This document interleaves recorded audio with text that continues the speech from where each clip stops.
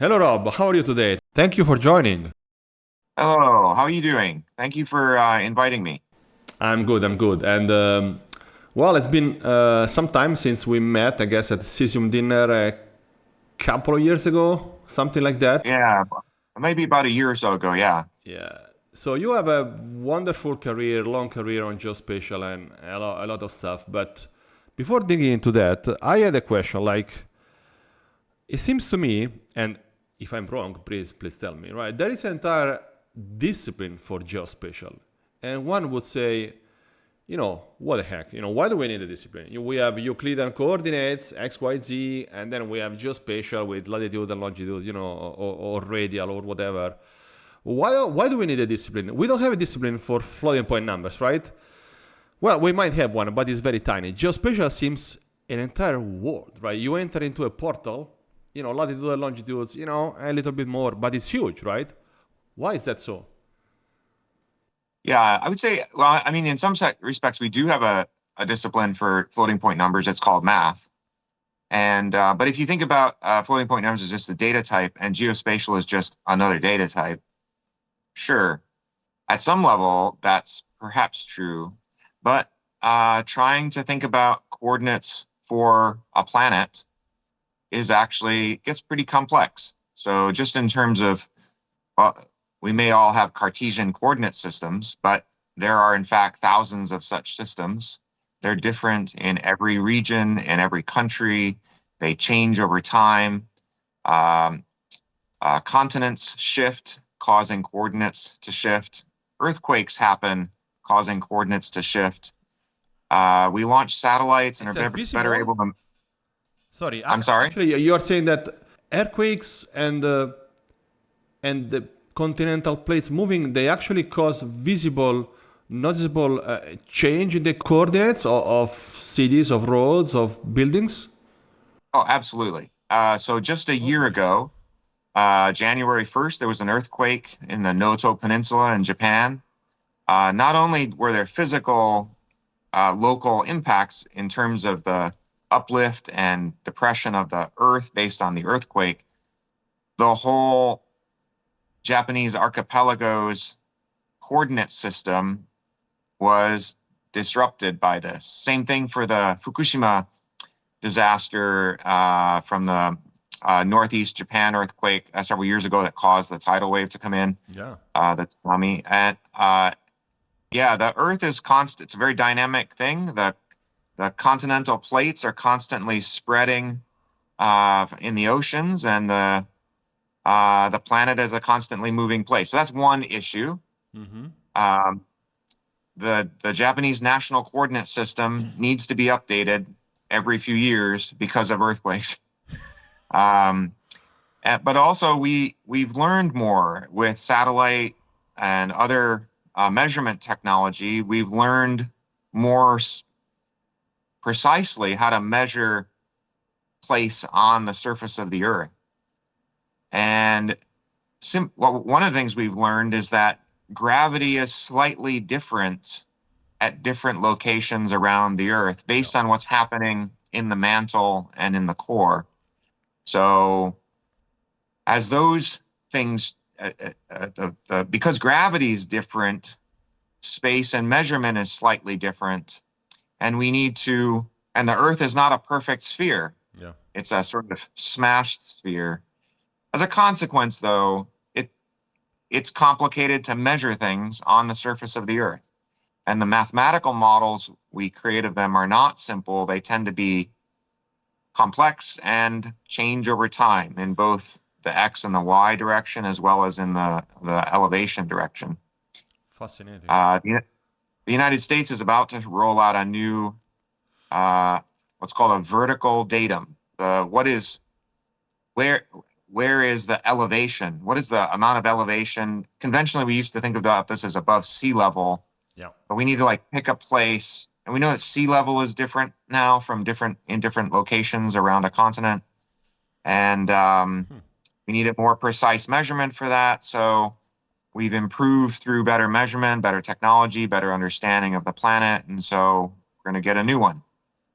And if you're in Italy, you've probably if you were to look into it, there's probably a dozen or more coordinate systems that Italy has had over the last 100 years. Some changing based on what region in Italy you're in, as well as some changing based on improved measurements and different approaches to how those coordinates get laid down. At the end of the day, the Earth is, unless you believe in a flat Earth, the Earth is something approximating a sphere, what we call a spheroid. And when you try to convert that into a flat thing to display on whether that's a paper map or on a screen, there's hundreds of different ways you could go about smashing that onto a flat surface, that curved surface. And so that alone, coordinate systems, projections, how do you display something flat on a curved surface on a flat one? That alone is a whole body of information. And it affects everything we do, from, what are the property lines around my house, to where is a plane flying, to where are we going to, how are we going to get down a road in a particular direction, and so on. So those are some of the reasons that it's not just a data type. It's a whole discipline with a body of knowledge behind it. Oftentimes, that doesn't deeply affect software engineering. So while there is a discipline there, software engineers that are working on geospatial topics don't necessarily need to know everything about that discipline. They may only need to know a small amount. So, for example, one of the things I learned over time was, despite my discipline being geospatial,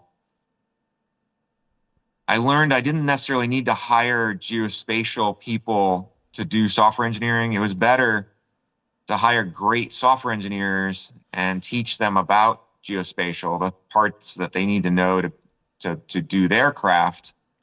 And you don't need, people who are deeply embedded in the geospatial world in order to have great software that uses geospatial data. And some of that complexity has been abstracted over time and makes it easier to work with. Yeah. Well, this is fascinating. I want to go back to Japan, because you said that every few years the coordinate system needs to be restructured or updated. Right, yeah. So that's so. How much are we talking about? A couple of inches, half a meter, a few feet, or what are the consequences if they do not update?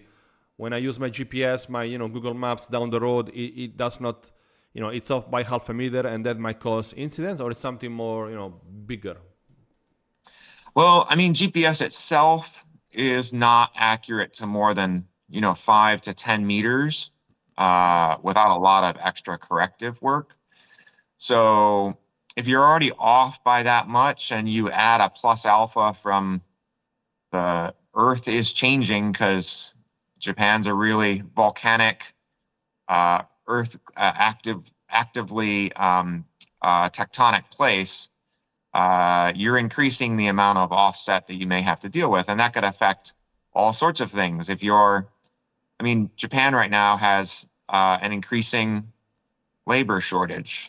The population's declining, it's aging, there are fewer and fewer people. So they're looking a lot into automation of things like truck driving and self-driving farm vehicles and things like that.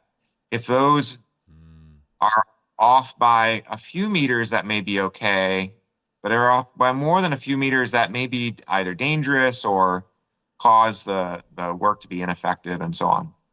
So to deal with this, not only does Japan adjust its coordinate system periodically, and more frequently than North America or Europe do, they have added their own supplementary satellite constellation to the GPS. So they use the GPS, that the United States constellation, but they've added their own regional satellites to supplement that in order to improve the local accuracy of the GPS signal. I didn't know this. Yeah. Interesting. So they've created their own extra constellation. It doesn't operate without the GPS, at least not yet. It doesn't need as many satellites as the GPS, and it just kind of circles around the Asia Pacific. augmenting all the signals in Asia Pacific, Oceania region. Very interesting. So, are we scaring the millions of executives and decision makers that are watching this podcast so that they need to learn about geospatial if they do or not? So when executives, when CTOs should be worried about geospatial? I think geospatial is pretty important for a lot of different applications. The estimate is that there's some kind of geography or space component to probably 80% of the data out there. So that could be an address, could be a zip code, county, postal code, um, and in a lot of cases, by adding coordinate information to an underlying database, it becomes more useful. So if I have a customer database in my CRM, and maybe I've got addresses and city and state and so on in there, that's all well and good. I could perhaps find all the people in Italy in my customer database. But it would be a lot more useful if I'm making a trip to Rome and I could find just the people that are going to be, nearby on my trip when I make it there, and I could see that on a map, and I could assess, maybe I could meet with these 3 customers because they're going to be near where I'm going to be, or their office is near where I'm attending a conference. That makes my customer database a lot more useful. Now, can you use that customer database without that? Sure. But space and geography is probably at least as important as time to a lot of data sets. You can use it without a time component, but time makes it a lot more helpful and useful. So you just mentioned a map, and a map is something that is so tightly linked, related to geospatial, because most of the times it's used with maps, right? And maps brings another level of the problem, which is visualization, because you need to visualize map. You cannot. We are humans. We cannot just read a bunch of coordinates on a numbers on a piece of paper. And when you go around, maps need space. So maybe fonts are small. You need bigger maps, and maps may not be updated, and it's so fascinating. A few weeks back, I had on the podcast a young lady, AJ Brau. She runs a company that does it's called Wander App. Does maps for points of interest, for parks and cities, a lot of stuff. And so when she was 14, she was on a lake with her family, and she was on a boat, on a small boat, and she was trying to see. It was a big lake in Utah, and she wanted to see something on this lake, and she had a phone, an ancient phone. It was like 15 years ago, a physical map, the guide from and it was a mess. And he said, "Oh, I want to make an app to better show this point of interest on a phone and everything." And she made the app, and she made 6 figures when she was 15 or 16. Anyway, I'm just saying that visualizing maps properly, solving problems for people is not always even in Google Maps. Google Maps in my place, I live off a medium city here in Italy, or a small city, and like in the country on the hills. And if I give you my address and you put it in Google Maps, it will bring you somewhere else, always. If I give you the latitude and longitude, it might bring you there, depending on the day, on the phone, on the version of the software. So, but I guess it's okay, right? I mean, it's difficult to keep everything up to date always. I think data is always like that. It's never a perfect reflection of the world. It doesn't matter if it's spatial or something else, and that's okay probably. I mean, humans have come up with lots of different ways of referring to place in different cultures at different times. That addressing system here in the United States and in Canada, for example, is based on, street names, a street extent, and like numbers that are odd on one side and even on the other, and it makes it pretty straightforward to um, find an address by interpolating along a line. Yeah.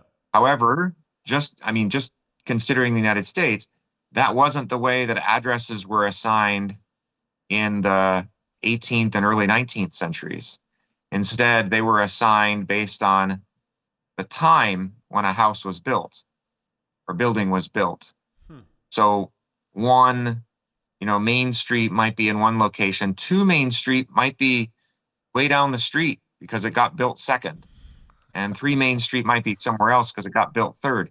Why? Wonderful. And why did they do it that way? It was like a time-based way of Ma- locating things. Well, that was the way it was done in England, and you often find parts of Europe where that's still the case. The numbers are assigned not based on place, but some combination of place and time. I've never seen that. So, identifying an address without a list of every address and every house location, it gets hard to like algorithmically find that Yeah. location without perfect data. So basically, So a lot of they went to the municipality. Hey, I want a permit to build a house. Yeah, you are number 3. Go. And the next one yeah, will get 4, and then yeah. I've never seen this. And if you go to the Middle East or other parts of Africa and Asia, there's no formal addressing system at all. And so the address that you have, maybe the address may get you to a place, but there may not be a formal address yet.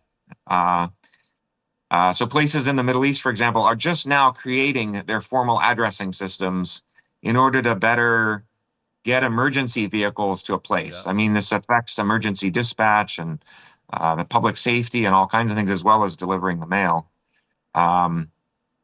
Historically, if the mail person could get to the place, that was probably good enough.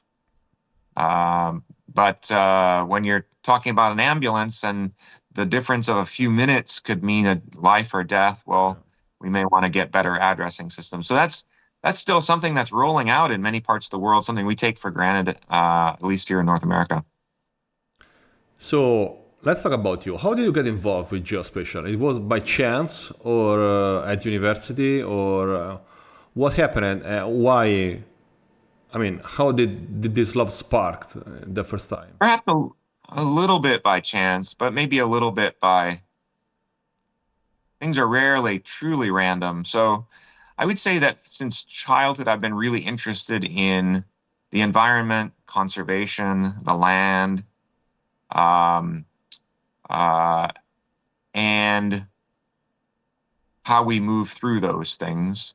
My first professional job out of undergraduate school was in Japan, working in local government.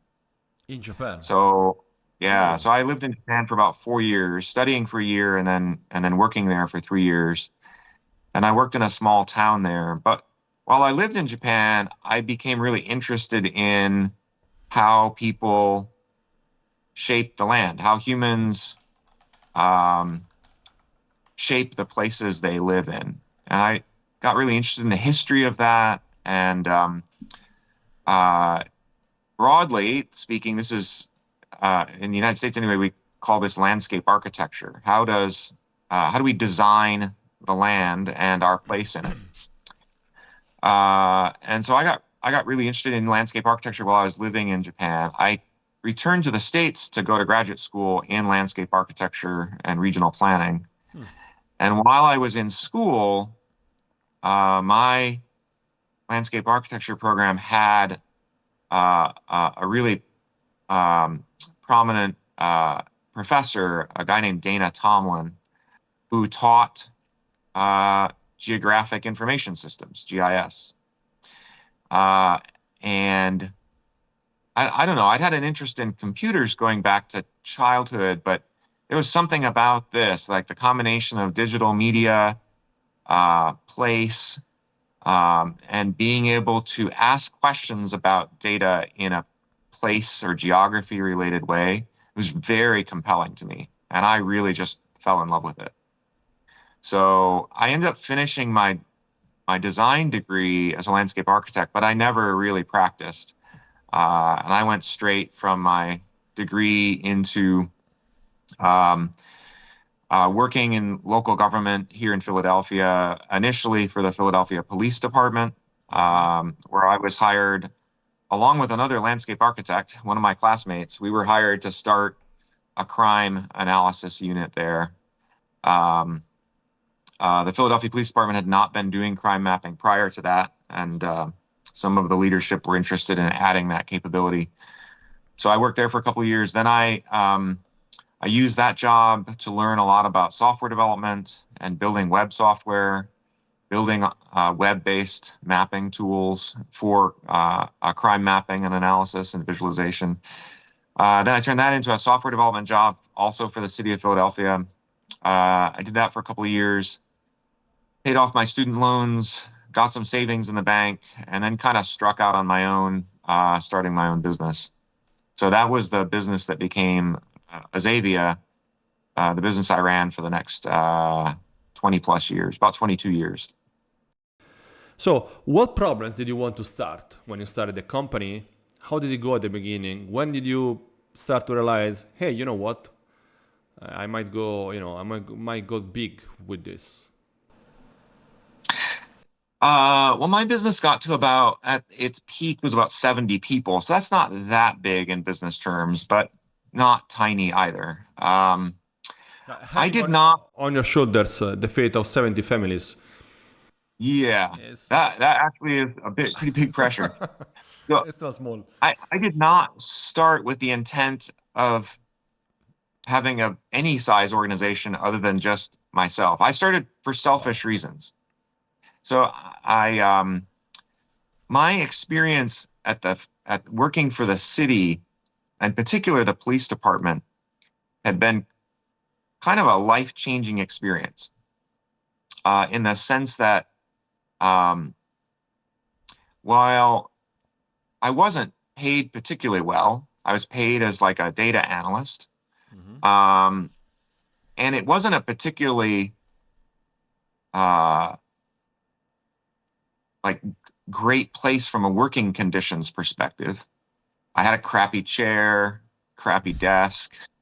I remember those Didn't start times. out even having a computer. Um, it was a noisy room that had a horrible view of a concrete courtyard. Um, but I had the guy who hired the two of us, myself and this other landscape architect, Kevin. Uh, he had an idea that mapping and geography was going to become much more important for police departments than it was at the time. So this is in like 1997. Cool. And but he doesn't know exactly how that's going to work. And he didn't have any support from his bosses. He's Hmm. sort of a middle manager at the police department, a chief inspector. He's in charge of information technology. He has this idea that's going to become important. So he wants to, and he has some money. So he hires us essentially to sort of help him get this off the ground, but without any like business process that needed it. So there's no system or process that we were directly going to support. But he wanted to get us going. So he did something that I have always been grateful for. His name is Charlie Brennan. And Charlie said, when we first met with him, he said, show me something interesting every Hmm. couple of weeks. So because these were new jobs, there was no like thing to do. And so he couldn't assign us to like start doing work. So he just said, you know, get to know the data, get to know your colleagues, get to know the different people at the city in a way that enables you to show me something interesting every couple of weeks. And I'll give you some Interesting. feedback on it. And then you show me something else interesting a couple weeks later. It's So like R&D, free R&D without it, sharp blank and well, cool. yeah, it was pretty cool and it was pretty, I would say, unusual in government. Yeah, That really. kind of attitude of like, let's see what comes out. and let's try a bunch of different stuff. And that couldn't have continued forever. Like, you can't just kind of hang out and do your own thing for very long in government. But it continued for several months. And then something really interesting happened that he could not have predicted, but enabled us to be really well prepared for, in a good position for. And that was the mayor fired the police commissioner.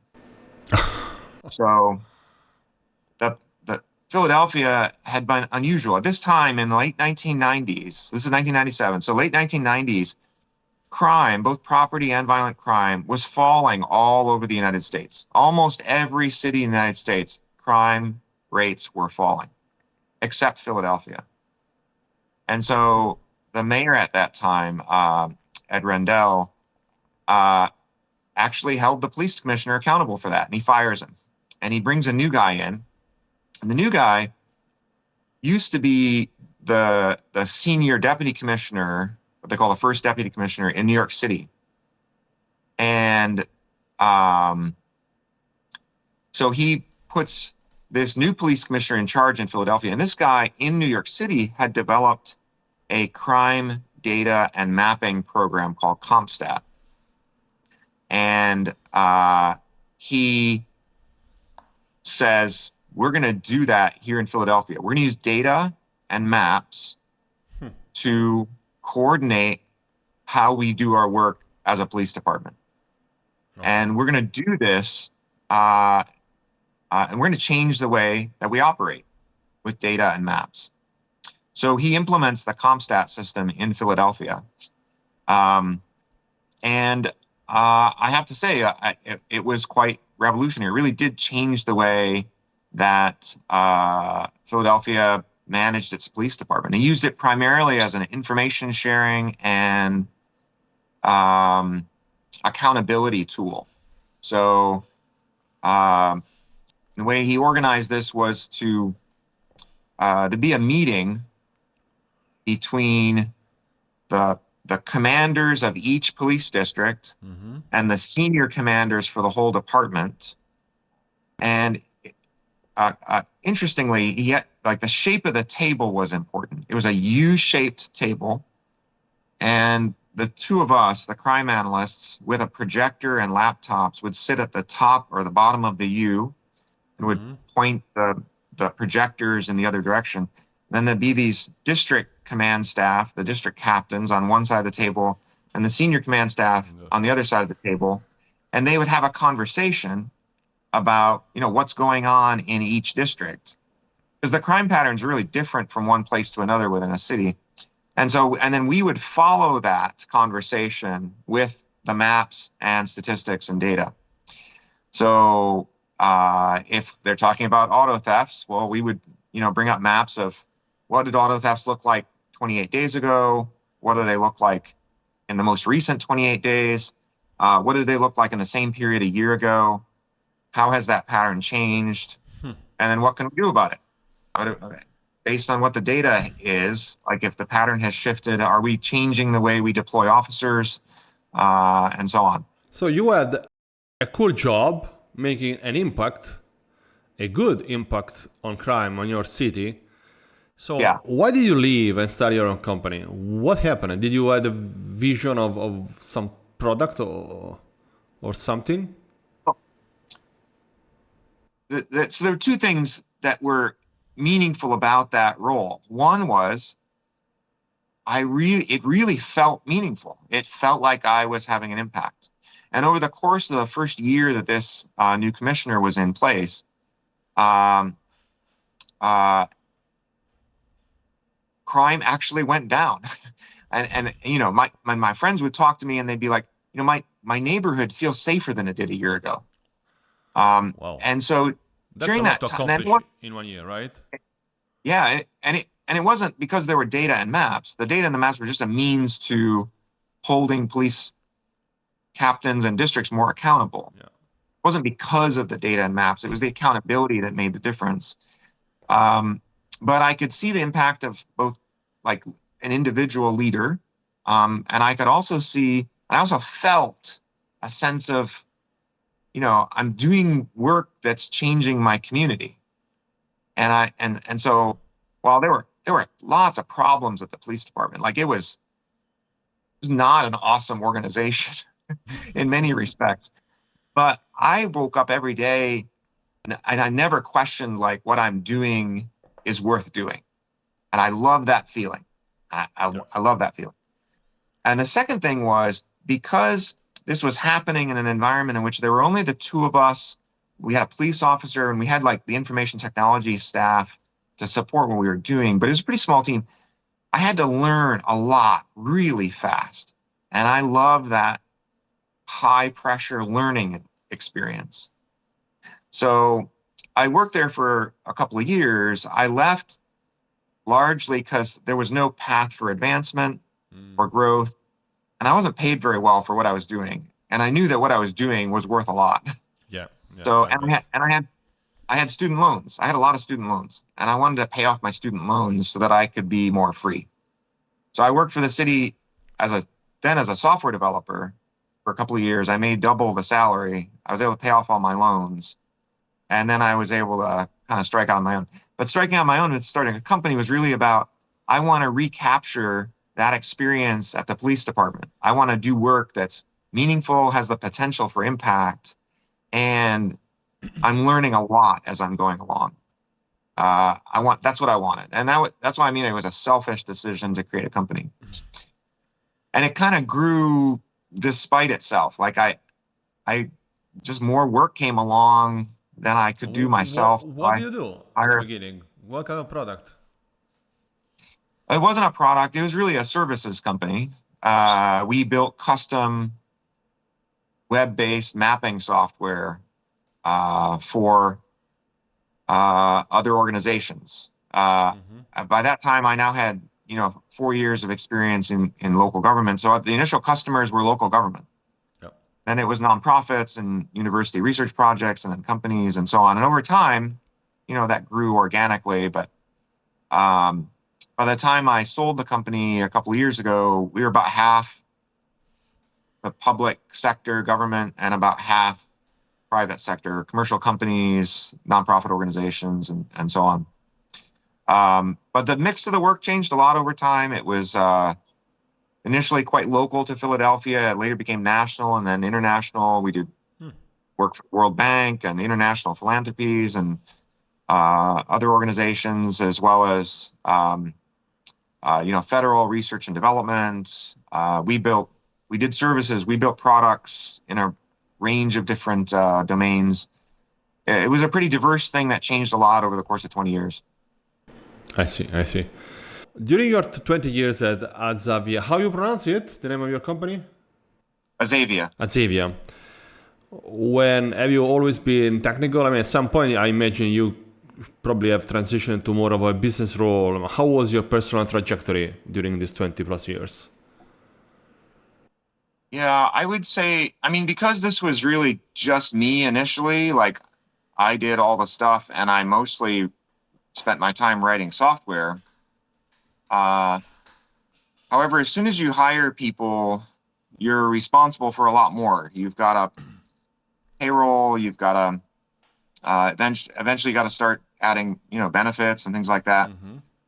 And then as the business grows, you have to take on other functions. So I would say that for the first 3 years, I still wrote a lot of code. I was still a software developer. But after that, my time, once we got past, I don't know, 5 or 6 people, you spend more and more of your time running the business or trying to maintain revenue and managing the organization. And so by the time you get to a dozen people, yeah, you don't spend any of your time doing technical work for the most part. And I think I spent a lot more time, meeting with customers, meeting with colleagues, interviewing people, growing the team, and so on. And that becomes the things that you get better at as time goes on. At least hopefully you get better at it. Well, probably yes. But did you enjoy that at the beginning, or it was more like some distraction from the technical work? I mean, I enjoyed it because there was a ton of learning to do. Okay. You've got to learn about. I'm not naturally like a people manager. I'm not naturally like interested in HR per se, people operations and performance reviews and all these other things. On the other hand, they're really important, and there's a lot to learn. There's a lot to read and experience to gain doing them. Yeah. Uh, you have to learn about finance, and I mean, some people go and get an MBA for that. For me, I learned a lot of it just doing the work. On the job. So I would say over time, as the company's size changes, those skills also have to change to adapt. So you hit these different thresholds. 12 people is different from a 25 person company, and then a 40 person company is different from 25, and 50 is way different from 40. And so as the company is growing over time, you got to keep adapting your skills and so on. In addition, I would say that like while I wasn't writing software anymore, I had to stay on top of the technology Yeah. I bet. Yeah. because if we were gonna keep adapting as an organization, we have to keep staying ahead of the commoditization process. Technology is always being commoditized, and if you're going to stay Yes. ahead of that, you have to keep adapting, developing new techniques, trying out new frameworks, working with new languages, and so on. If you're going to be at the leading edge of what's happening, and I wanted to be at the leading edge of what was happening. So Of course.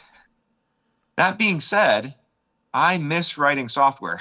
So uh, I sold my business a couple of years ago, as I mentioned, and I am finally just this last few months getting back to writing software again, and it feels great. I'm learning Python, which I never knew before. Uh, Hold on my a moment, original, because I want to yeah, tell this part of the story, but yeah, we need to tell the exit first, right? So you sold your business. yeah. I suppose that's not something that happens in a in a oh, I want to sell my business. So did you want to sell? The opportunity arose from out of the blue sky and you took it, or you chased that for some time. How did it happen? I did not chase it for any period of time. I mean, we were growing steadily. We were profitable, and we were doing, I think, very interesting, impactful work that got a lot of positive notice. Mm-hmm. So I had inbound calls, literal or emails, literally weekly from someone saying they were interested in buying the company. So I was actively saying no for probably 10 to 15 years. Uh, and I just wasn't interested. Uh, and that really changed uh, due to the COVID pandemic. So at the beginning of like we were largely a Philadelphia company. Almost all of our employees were here in Philadelphia. We went to the office every day. People became friends with each other. People developed, deep working relationships with each other. And I viewed that as a really, really positive thing. It was the kind of company that I wanted to have. And after the initial lockdown, we very quickly adapted to remote work. And I think, and we actually had our best year ever that first year Oh boy. of the pandemic. 2020 was our best, most profitable year, highest revenue.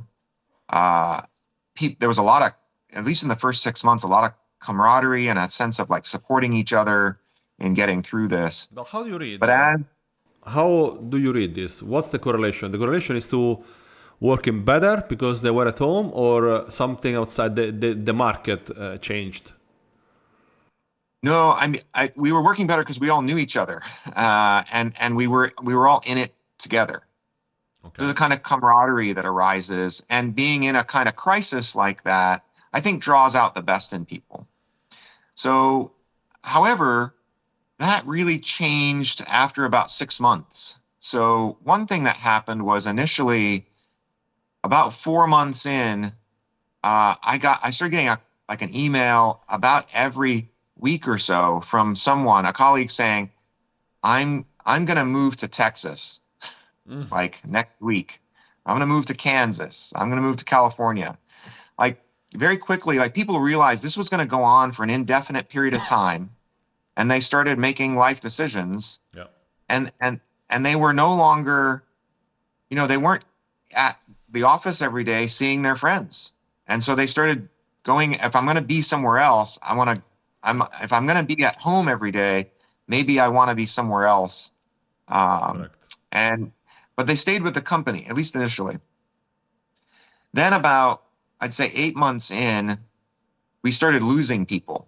So, and a lot of it was, I think in the past, big technology organizations had wanted people to be in the office every day, and so it was sort of the exception that people worked remotely. But now Google and Facebook and Amazon and Apple and so on, their own staff were at home, and so they started hiring without consideration to how close people were to an office. And my colleagues started getting just like incredible offers, like, 50% increase in salary, 100% increase in salary. And we didn't pay badly, but we couldn't compete against, you know, big West Coast companies that have infinite money. And I think many of my colleagues probably wouldn't have even entertained the possibility in the absence of the pandemic. So if you're not going to work to see your friends every day, though, and you're just working from home, may as well take a much better salary and do so. And so we started losing just a trickle of people, but a steady trickle of senior people who've been with a company a long time. Incidentally, that is finishing, right? All these big companies, they are going to RTO, return to office policies. It's Quite finished shortly. now. Yeah. But in 2021, Yeah, it they was were big going time. Yeah. around scarfing up all the But I was people. curious, And your friends, your colleagues and friends, these that moved or changed jobs to these big companies, are they okay now working remotely, or they are facing some trouble? I would say some are okay. Some moved to where they could be. They wouldn't. I mean, some really wanted to be in an office, so they wanted to move closer to. So we had people who moved to a place and then switched jobs, or we had people who moved and left the company. Some people, a couple of colleagues that senior engineers and executives that were hired by Microsoft to work on a new project. Is a really exciting, meaningful project. I was really happy for them. And they were laid off because Microsoft was, gradually cutting people who were not near a big Microsoft development center. Yeah. So I would say it varies a lot. They were later rehired by another unit at Microsoft. So I don't know that there's a pattern to it. I would say everyone has work. Mostly they've found places, the initial places they landed weren't necessarily what they wanted. So some people have changed jobs a few times, but there's one remote sensing company called Umbra that has hired one former colleague after another. They now have nine or 10 former Xavier colleagues that occupy a lot of senior engineering positions there. Those people like working together. They now all had geospatial experience, and working for a satellite remote sensing company made a lot of sense. And in any event, people are in a lot of different places, and mostly I think they're in pretty good shape. Good for them. And so, in all this turmoil, you probably started to consider those weekly calls and emails about selling. Yeah, I would say that there were a lot of things happening emotionally for me that caused me to be like, I don't know that I can do this anymore. So one thing was my mother passed away Sorry to hear literally that. a couple of weeks before the lockdown. Oh, before. and By COVID? but it was, With COVID? yeah, before the COVID lockdown. COVID was around, No, I mean she but died of COVID or she died of something no, else? no, she died of cancer. Oh, I sorry to mean, hear that. uh, she'd been ill for some time, so it was a blessing. But I I my sisters and I didn't really have a chance to mourn her passing. The lockdown happened, so we couldn't travel anywhere. Mm, All the flights are canceled, and no one wants to be around anyone. The risks are higher. So I had this, like, I think I had something of a sense of abandonment, unconscious mm, sense of abandonment that I hadn't dealt with in any way. And then, 6 months later, 8 months later, these colleagues start leaving, and a lot of them I'd worked with for 6, 8, 10 years, and I think it kind of amplified this sense of abandonment. I mean, at a conscious level, I was happy for these folks. They were getting better jobs, more pay. I couldn't possibly match the pay, yeah. and uh, and at the same time, like, it felt like being abandoned. And I think this accumulated. In addition, as a company, we really did a lot of our business development by getting to know people and meeting people in person, getting to know people, going to conferences, forming human relationships, and then turning those into business relationships. And through that first couple of years, like, there were no conferences. We couldn't go meet with anyone in person. Right. In addition, when we started losing people, we had to start turning down work, because so we would win some work, but we now didn't have enough staff and we couldn't hire fast enough. It was really hard hiring people during that period. This is 2021, first half of 2022. So we're short staffed, we're turning down work. It's hard to generate new work as well. You can't meet new people. It's hard to hire. And it just made for a really difficult situation. So 2021 was okay. 2022 was our worst year ever.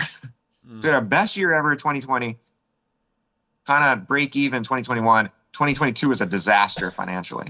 weird. Uh, so I think there was a lot of things going on, but I didn't feel great. I missed working in person with people. When we did reopen the office in mid 2022, what was that, mid 2021? Not many people came back. Like, a lot of people chose to continue working from home, even if they lived in the Philadelphia area. And so the human environment in the office didn't revert back to what it had been before. We now had to hire people remotely as well, because we couldn't recruit enough people in Philadelphia anymore. So we're de facto a more remote company anyway. And that was all fine, but I was increasingly unhappy and increasingly under a lot of stress financially. So in sort of mid 2022, I decided I'm going to stop saying no. I'm going to talk. If people call and they want to buy the company, I'm going to at least entertain it. So over the course of the next few months, I got, I had conversations with about 4 different companies. I ended up getting offers from a couple, and I ended up, picking one in November 2022, and then we went through due diligence, and we closed the deal in February 2023. So, and it was a huge sort of, I just felt from, like, literally 1 minute to the next, this huge burden coming off my shoulders and going on to someone else. Yeah, I bet. I mean, Um, that's what selling means. And so, okay, so February 2023. yeah. What does Robert do now? Well, so I joined the company. I mean, we were essentially going to, I sold the company to another company a lot like Azavia, a But company bigger. of about 50 people called Element 84, privately held, Hmm. no venture capital, no private equity involved, and services company, very complementary to what we were doing, like no overlapping customers, for example. Oh, cool. And I joined as the chief strategy officer. Now I'm an employee and an executive, but not the owner anymore. So, so that was what the sale kind of engineered, which was a chance for me not to be the boss anymore, but to still have a role in a growing organization that's doing interesting work.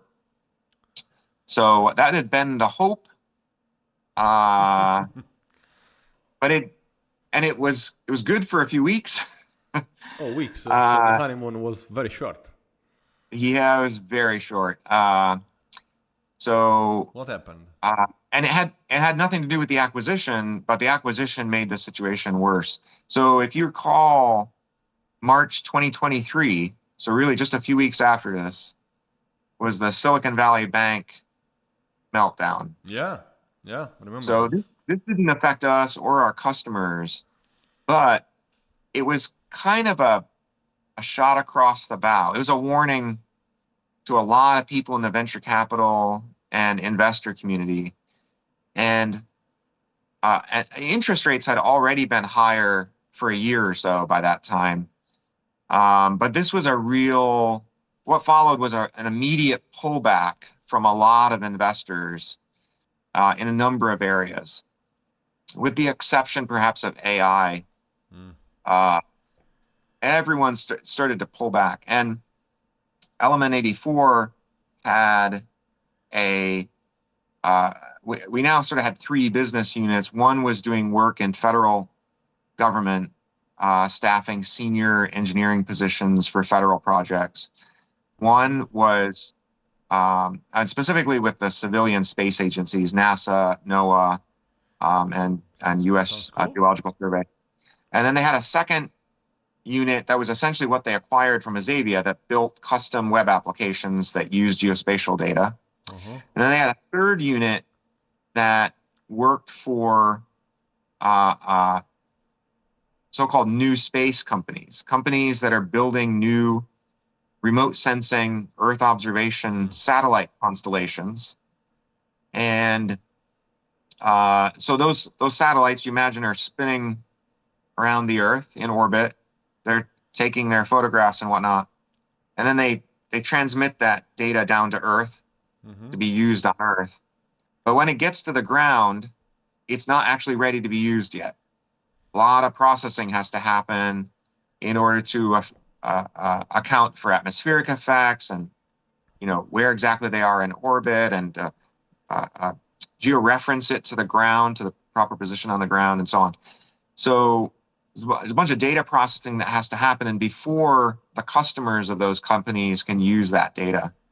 So we had Element 84 had a business that did that data processing work for satellite constellations, commercial satellite constellations. So companies, probably companies your listeners may not have heard of, Hydrosat or EOI Space and this sort of thing. And then, in any event, you can't build a satellite constellation without a lot of investor capital. No one does that you don't bootstrap a satellite constellation.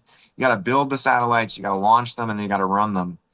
And so every one of those customers, literally within 7 days, called us and said, hang on a sec, slow down work, stop work, or else keep working, but we don't know when we can pay you again.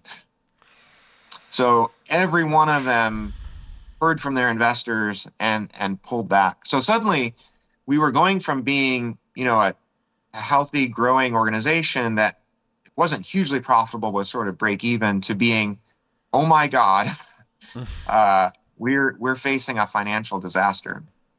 So we ended up having to go through a round of layoffs in May. So really just 3 months after closing the deal. You've been extremely lucky, man, right? Because if you had sold, if you hadn't sold already in March, the selling might have been put on hold or canceled, right? Because of that event. Oh yeah, in that sense, if that had happened even weeks before, they probably would not have closed the deal. Yeah, that's true. Probably. Or at much more, less convenient price value for you. or probably Yeah. not at all. I mean, who knows? Wow. Well, I hadn't sold. I mean, if I'd wanted to sell to maximize value, I wouldn't have sold to this company anyway. Oh, okay. Like I wasn't in it to like maximize my return. I was in it to like make sure everyone had a job, make sure all of our customers are cared for, and make sure like we were joining an organization that was aligned with the mission that our organization had had. That's very humane of Like you. Good, good. You are a good boss. You are I, a good boss. despite my best efforts, though, I failed because But while our customer, it was out of your control, man. It was a major or medium financial crisis. Come on. so some Wow. people, many, a number of my colleagues lost their jobs just a few months later, and there was nothing I could do about it, and that really sucked. And then we did another round of layoffs in the fall. So, and then in the fall, I also got laid off because the company had gone from like 100 people down to 75. They didn't. We had 7 executives. They didn't need 7 executives, and a chief strategy officer. When you're trying to survive, a chief strategy officer is not like Yeah. that's a luxury you can't afford. So myself and another executive were let go, and it was really unfortunate. But I mean, in many respects, I'm quite grateful. I mean, it meant that I could kind of rethink my own priorities, rethink what I want to do in life, and so that's what I've been doing in the time since then. Which is learning, still learning, right? You like learning. It's like Yeah, almost. I love learning. So the first thing I did was they hadn't bought the whole company, and so the sort of the shell of Azavia still existed, the corporate structure. And there's one product that we had created 15 years earlier that was still running. That was an elections and democracy data product called Cicero. That they were not interested in that product. So that product had continued operating inside Azavia, and I had been trying to sell that separately all year. So I was able to close a deal to sell that product about the time that I was told I was going to be laid off. So I went through the due diligence for that. Initially, I sold that product, and then I decided I wanted to do some traveling. I had a bunch of traveling that I'd always wanted to do, but hadn't had the time. So Did you I come to had Italy? I didn't. I had 3 very personal things that I wanted to deal with. One was my mother's passing. My mother was from Australia, and her sisters and brothers still lived there, and all of her family were still in Australia. And I decided I wanted to take my mother's ashes and find a place in Australia to scatter her ashes, as well as kind of reconnect with my family there that I hadn't seen in 30 years or so. Wow. So I wanted to spend some time in Australia. The second was I wanted to spend some time in Thailand. And the reason for that was my grandfather had been a prisoner of war in World War II Hmm. of the Japanese army. So he was British, and he had the poor fortune of arriving in Singapore the day that the Japanese invaded Singapore in World War II. So he was captured, was wounded, captured, and then after he healed, the Japanese sent him to Thailand along with a lot of other Dutch, Australian, and British POWs to work on a railway there, the Thai Burma Railway, this railway that ran up along the border between Thailand and Burma. The Japanese wanted to build this railway in order to supply their soldiers in Burma in order to prepare to invade India. So it was kind of they were in a rush to build it, but they didn't have the people to build it. Mm. So they essentially forced these POWs as well as tens of thousands of Southeast Asian people to work on building this railway. So it's sort of slave labor conditions, and a lot of people died. My grandfather was fortunate enough to survive, And he never talked about it his whole life until about 12 months before he died. He suddenly started talking about it. I see. So I was living in Japan, working in Japan at the time, and I went to England to go interview him about his war experience. My uncle had warned me that this was happening and that my grandfather might not have long to live. So so I went every day for a week or so and interviewed him, took notes, and tape recorded these interviews about his war experience. And so this was 30 years ago. Over the last 30 years, I had in the back of my mind, I should do something with that. I have these notes. I have a bookshelf at home that's just, probably like the book, about the size of the bookshelf behind you, like one shelf. That's all these books and materials related to this World War II incident. I thought, I want to go there. I want to go visit the places where he was in these labor camps and try to retrace his steps. You could do a documentary about that, right? What's that? You could film a documentary, maybe with the help of some professionals. I mean, that's a good story. It is a good story. It's a cool story. But a lot of other people have told this story. So it was the topic of a very famous film in England. It was after a French writer called The Bridge Over the River Kwai. I don't know if you've seen this movie. Yeah, I saw that. Yeah, I watched that maybe a couple of years ago during a hot summer evening. I know that very well. Yeah. So this is a fictionalized version of this experience. And there's been other movies. Unbroken a few years ago was written on the same topic, and there've been a number of books. I don't think, and there've been documentaries. I don't think I could necessarily add to that, but I had this sense that maybe there's some kind of creative project here. Maybe it's a mapping project. Maybe it's yeah. Who knows? Maybe it's like a software and geographic data project. I don't know. So I thought I'll go and I'll see what it sparks, or at least if it sparks nothing, at least scratch this itch, resolve this for myself. So I wanted to go to Thailand, and then I wanted to go to Japan. I'd been back to Japan briefly about 10 or 12 years ago with my wife and some friends, but it was more a tourist experience. It wasn't spending time there. And I actually hadn't enjoyed myself all that much. So I decided I want to spend some time in Japan. And this had been at the urging of an old friend of mine who had come to visit because her son was studying at a university near here in Philadelphia. And she had urged me to spend some time in Japan. I was close with her mother and other members of her family. And she said, well, while everyone's healthy, you should spend some time in Japan again on your own, just go. And so I had this in the back of my mind. So I thought, I want to spend some time in Japan. I wanted to spend some time in Australia, Thailand. So that's what I did. I closed the deal to sell this other product. And the next day I got on a plane to Japan. That's really.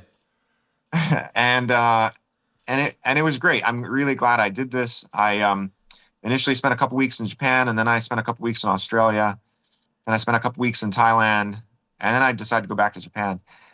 And all of these, I think, were emotionally healthy things to do. But the revelation was not seeing my family again in Australia or even the Thailand experience. The real revelation was being in Japan again.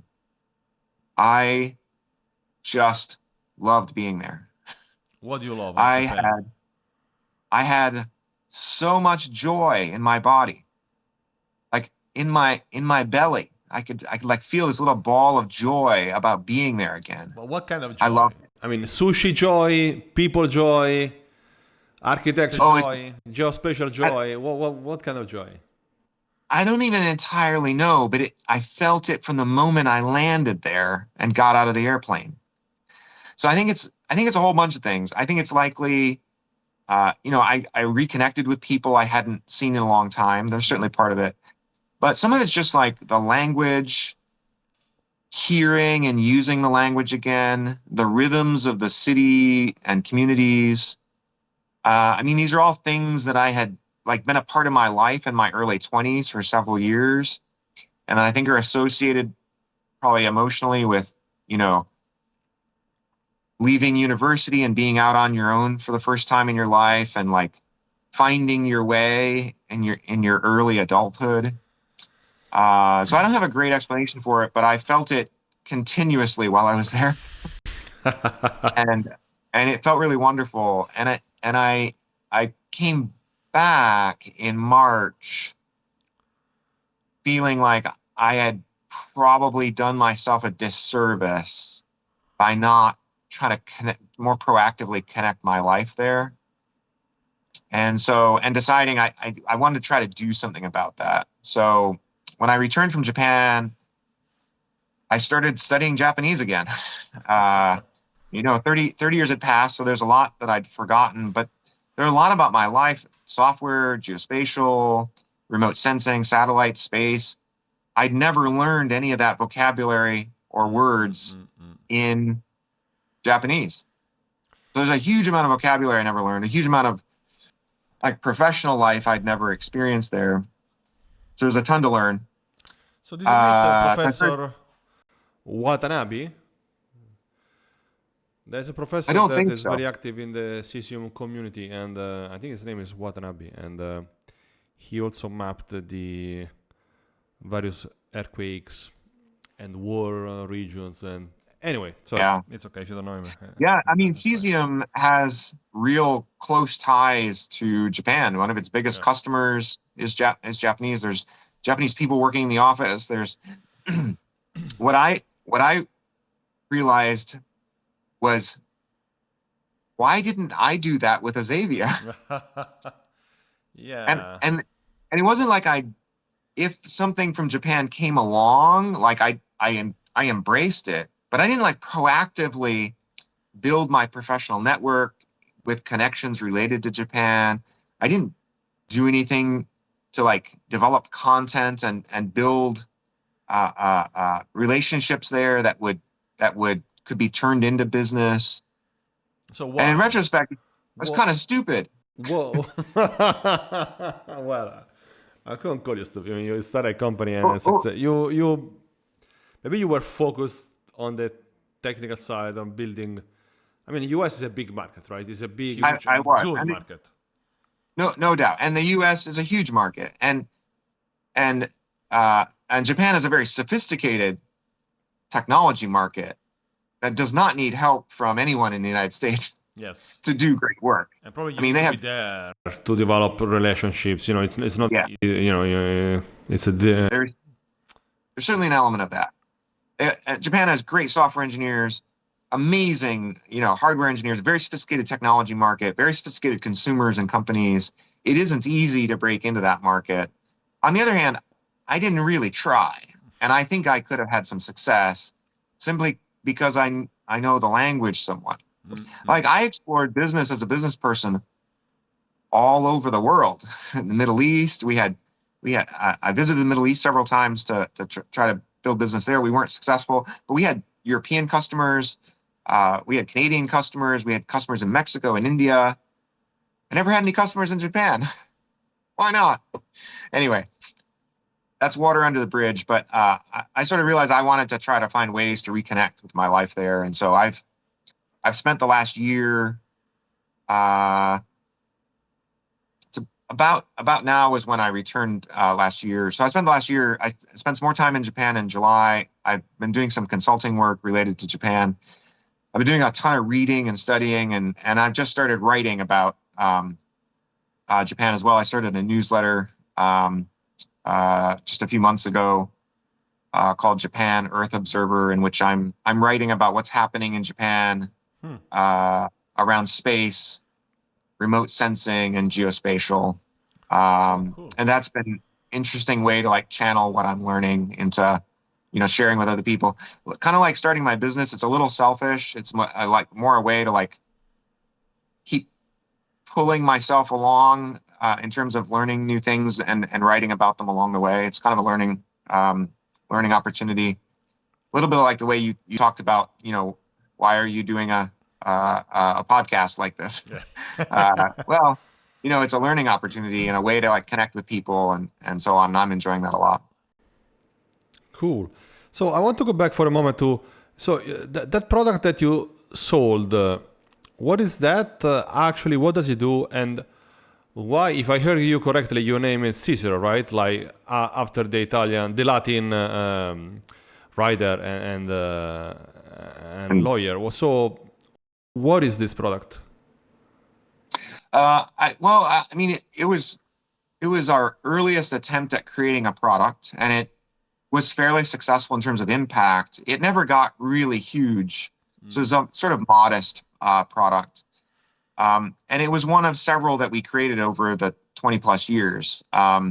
We created products related to urban forestry, related to AI and remote sensing imagery, related to crime risk forecasting. Some of these products did well. Some we actually sold one several years ago. Some were open source, and so they're still available, and people are still using them, and there's an active community around them. This particular product was a data product, and the spark for it was a local sort of crisis here in Philadelphia in about 2005, approximately, plus or minus a year. City Council passed a budget that wiped out all of the arts and culture funding for Philadelphia, for City of Philadelphia. And it was very damaging to the arts and culture community. And there's a local advocacy organization called the Greater Philadelphia Cultural Alliance, and they were kind of taken by surprise, and they had a hard time kind of mobilizing pressure on City Council, and they decided that this is not going to we're not going to let this happen again. Like, we're going to build tools that will enable us to enable our constituents and stakeholders to contact City Council on short notice when something like this situation arises again. And Philadelphia has extremely gerrymandered city council districts. So it's actually not simple to figure out exactly who your council person is. Have these really complicated are you familiar with gerrymandering? I am. Yes, Okay. the art of obscuring, the art of choosing your voter. Yeah, Is a politician's art of choosing the voters rather than the voters choosing them. Yeah. So it's kind of complicated to figure out who represents whom in Philadelphia because of these complicated boundaries. So they contacted us and were like, hey, we want to build this service that will enable us to take anyone's address in Philadelphia and match it to a city council person. And we're a geospatial company. And they're like, no one can do this. And we're like, well, we're a geospatial company. Like, that's super easy. All you got to do is you take the boundaries and you geocode the address and you find out which boundary contains the address. And they're like, that sounds super hard. We're like, no, it's not that hard. We can build this in a couple of weeks. So we did. Like, we built a service, like an API service that would enable them to do this. And they said, well, what do you want us to pay to get this? And we said, well, it turns out you're right. There's no one doing this. So we're going to like extend it to other places. You just pay us for how much you use it. So just a usage model. So be an API. We'll send you a bill every quarter or every month or whatever, and you'll just pay for what you use. And they're like, oh, that seems great. Like, we're going to use it, but we won't use it that much. Yeah. And before we even rolled it out for them, we had someone else contact us. It was at a philanthropic foundation, and they were building something totally different, but they needed the same thing. They needed to be able to like identify where addresses could be matched to city council members but in Pittsburgh and Philadelphia, and then do it for state legislators as well. And then someone else contacted us and we're like, hey, we heard you had this service. Can you do this in like New York and Baltimore? So like very quickly it became, you know, something we were doing in 50 cities, and then we added all the states, and then so it kind of took on a life of its own. It became kind of a self-sustaining business, and eventually we made it international. So we had European countries, Canada, Mexico, across the United States, local, state, federal. Not just we had all the boundaries for all these locations, but then all of the elected officials. So I had to contact each elected official. So, I mean, we called it Cicero because, you know, other like Roman politician names were taken. I thought you had a special. I have a love for Cicero. Can I tell you this? You know about yeah. But Cicero is like has this really powerful reputation in terms of being an orator and a senator and convincing people. He's sort of a voice for people. Yes. And so that was what inspired it. Like Cicero is a voice for people and for democracy. And you know what was the masterpiece of his oral communication? So Cicero was born in Rome in 110 BC, and he was a great senator and lawyer. You know, everybody.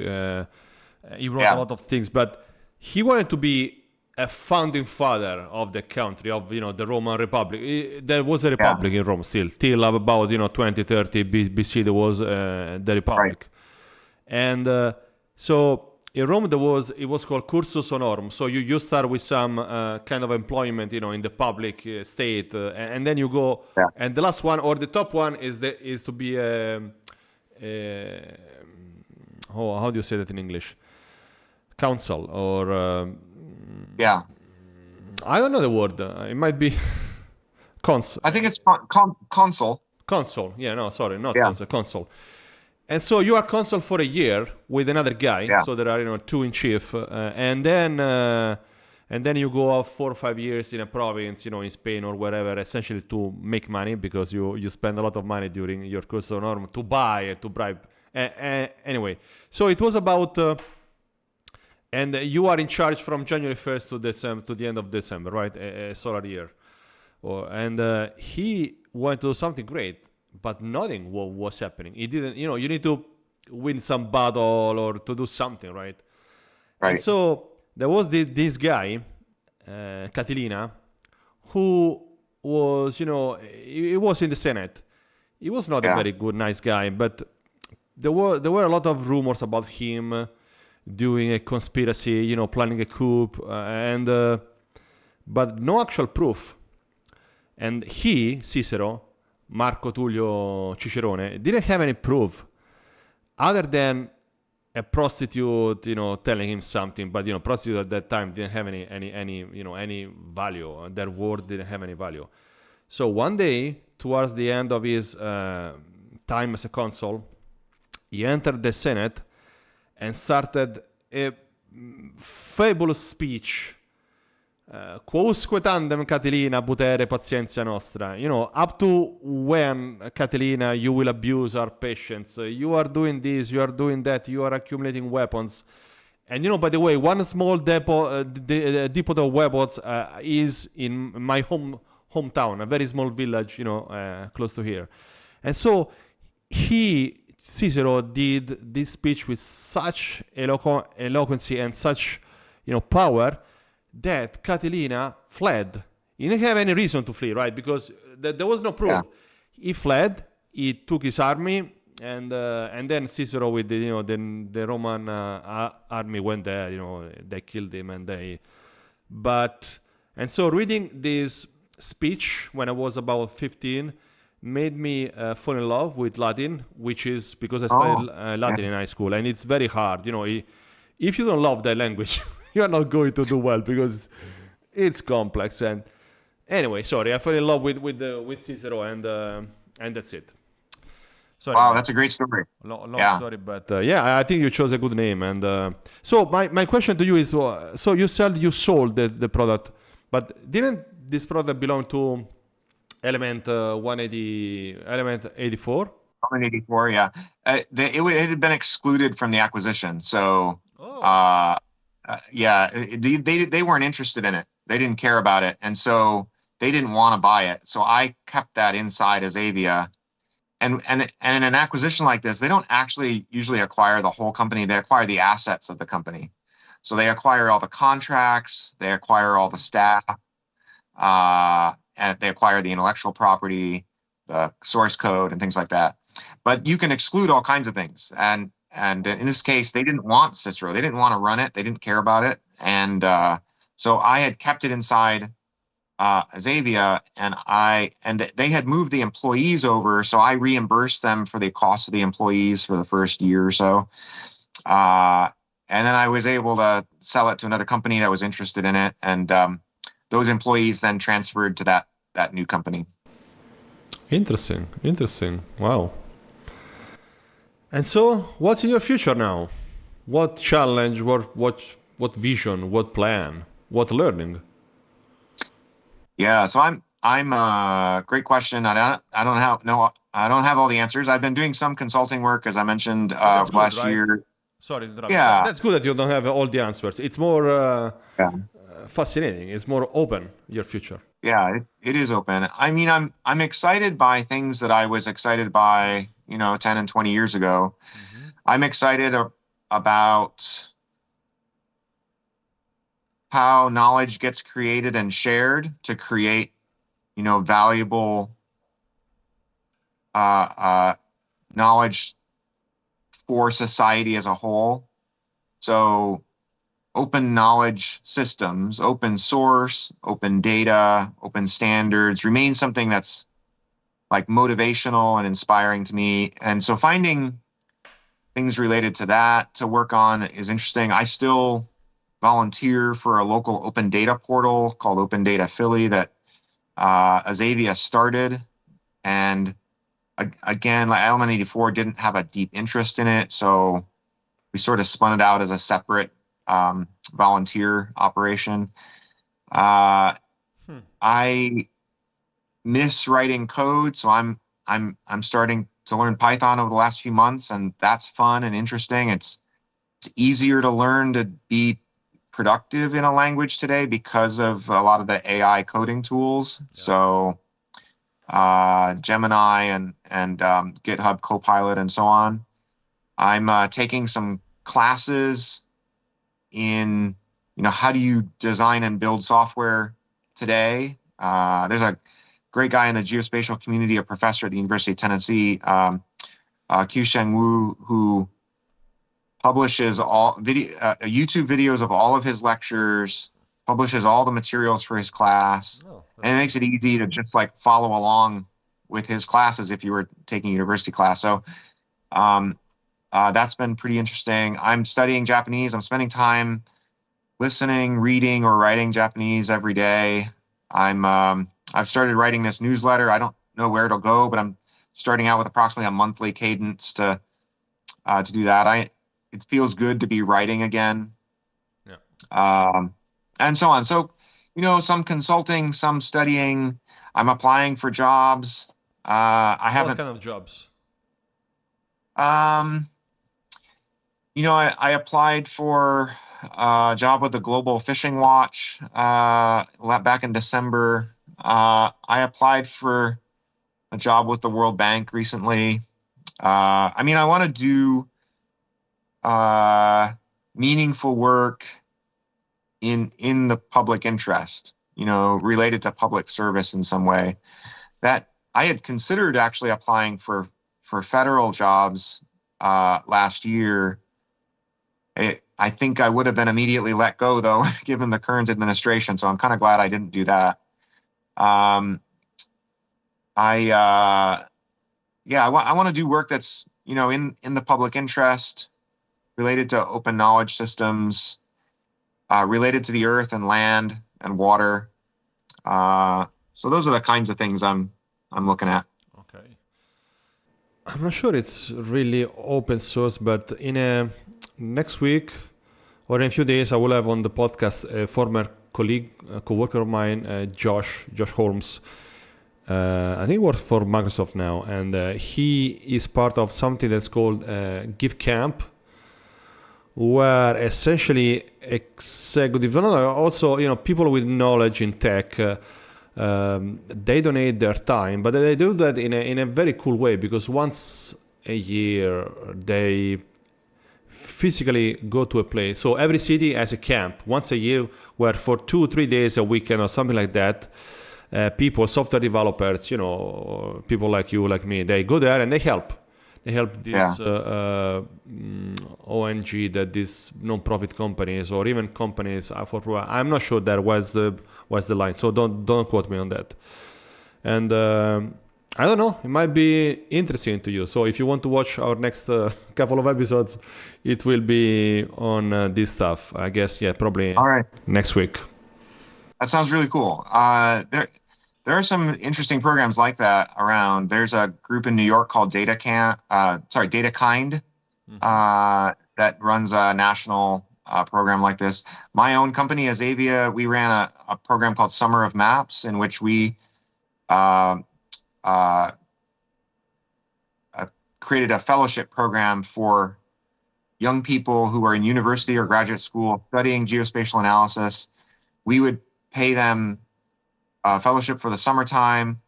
We would match them with mentors to help them go through the work, and then each of them would work on 2 projects with nonprofit organizations. And it was a really successful program. We had a ton of interest from students. Turned into something quite competitive, and well, it never made us any money. It was like it cost us because we were paying for mentors and the fellowship and so on. It was really meaningful for all the people involved, and felt back. like a really good social impact effort. Good. That's very good way of doing charity, because you spread knowledge, you give a valid, tangible experience to students that can put on the resumes. Right. High value. So wow. So the company Azavia is still there. It's like a small company or an empty shell. Does it do something? Anything right now? I'm using it as the way that I do my consulting work, and I don't own the Azavia name anymore, so I use a different name, Abaca Labs. So but the underlying legal structure is the same. It's just I have to use a different name. Yeah. Okay. Interesting. So very exciting. Did we miss anything? Past, present, or future? Anything else that you want to add? I'm sure there's lots of stuff we could talk about, Benedetto, but I appreciate your interest and questions, and an opportunity to share what I've been up to with your listeners. Yeah, well, that's wonderful. So can we remind our numerous listeners and watchers where they can find you? Social media, company, consulting, LinkedIn, everything that you have.